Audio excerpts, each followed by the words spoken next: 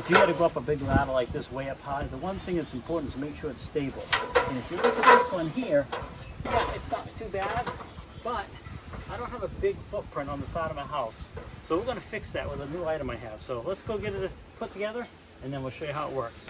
All right, here it is right here. And what this is a ladder stabilizer. It's going to make the ladder much more stable and give you a couple other features with it as well. All right, so I got that installed up there. What that will allow you to do is if you have a window in the middle, that's going to help you because you can go around the window.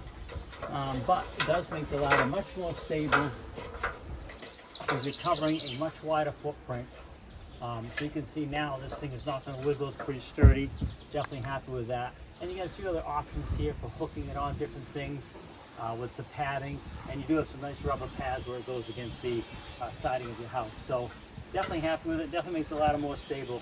Now these guys were nice enough to send this out to me so I could do this video and get this thing assembled and to show you a little bit about it. All right, so as you can see, I got this thing all installed on here. It is going to allow you to work around windows because you have a bigger footprint now on either side.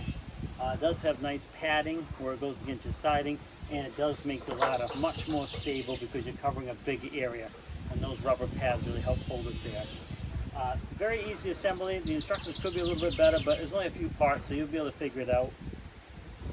You do have some other options, hooks on the top here, the way it's designed. You can hook over things if you have to. So you have a few different ways you can use this setup to keep your ladder much more stable. Bring you up here with me and just kind of give you a close-up of it.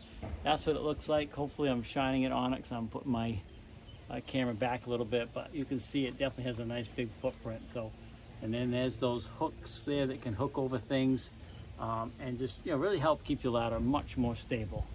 There you go. Hopefully this video helps you out. I want to thank them for sending it out. Really appreciate it. But if you click that order button, at least now you know what you're going to get.